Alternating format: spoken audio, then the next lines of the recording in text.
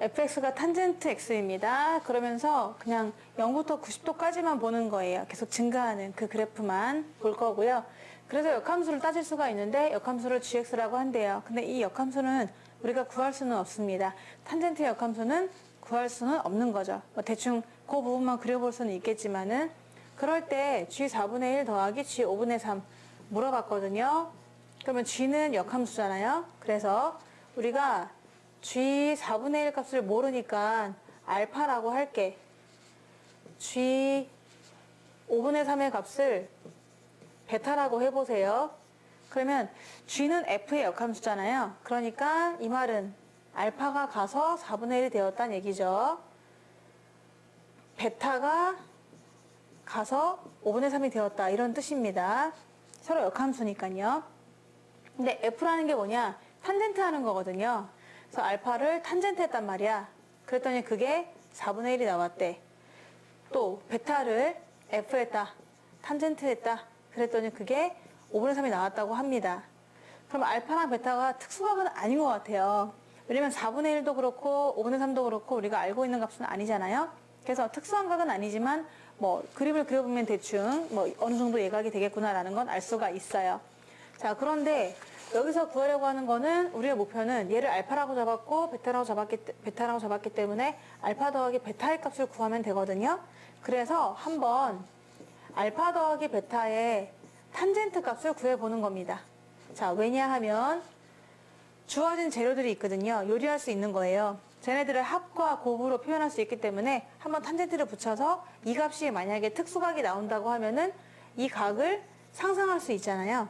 그래서 그 조건을 한번 이용해 보도록 하겠습니다. 그럼 더한 거니까요. 뺄 거예요, 곱을.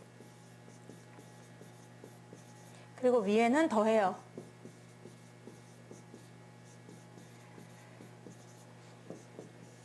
(1) 마이너스 얘네 둘을 곱해요.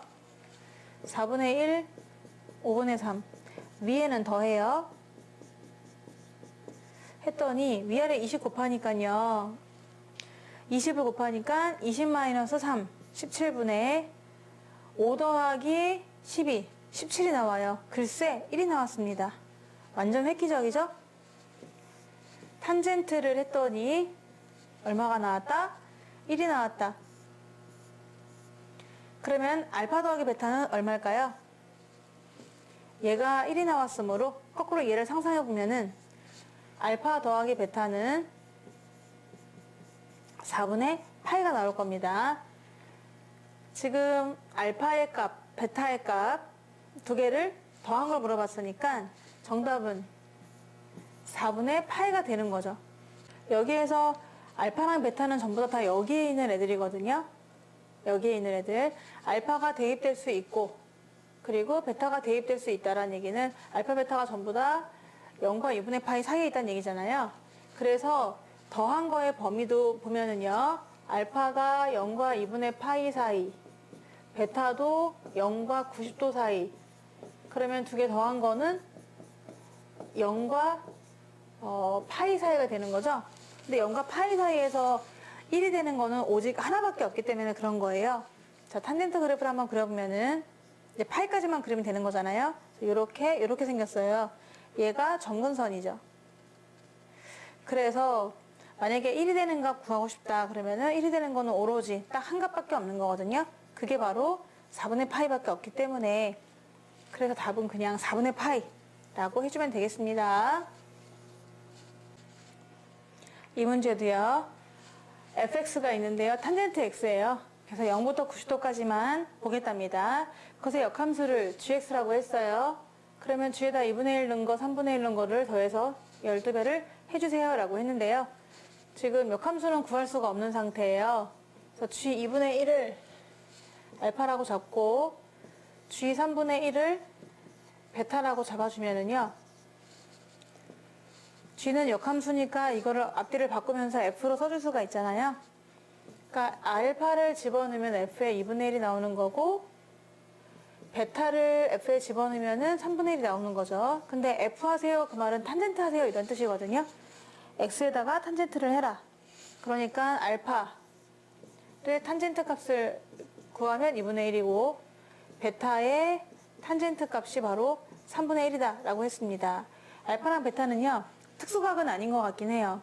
탄젠트 값 중에서 우리가 2분의 1, 3분의 1 외운 적이 없잖아요. 하지만 어떤 예각이긴 하죠.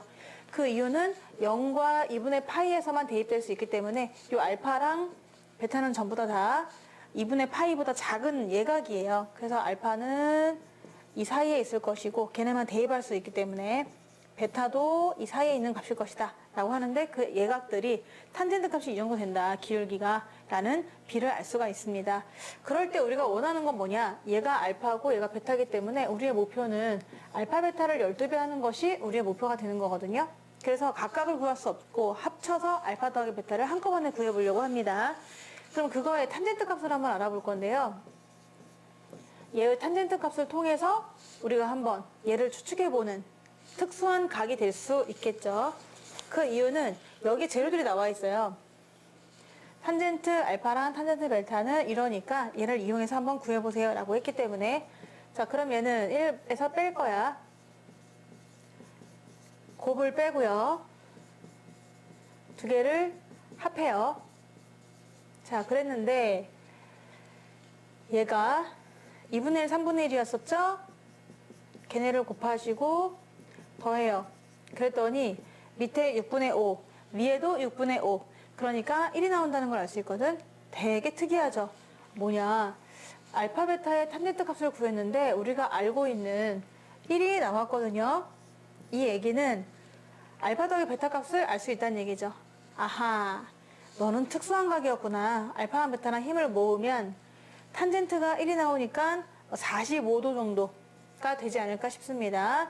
두 개 더한 것이. 그리고 또 실제로 얘네들이 0과 90도 사이다 보니까 두 개를 더하게 되면은 0과 파이 사이가 되는데, 우리가 탄젠트 함수를 그려보면은요, 파이까지 그려보면은 정근선이 있고 이렇게 생겼기 때문에 우리가 1이 나오는 거를 구하세요 그러면 딱 하나밖에 없거든요.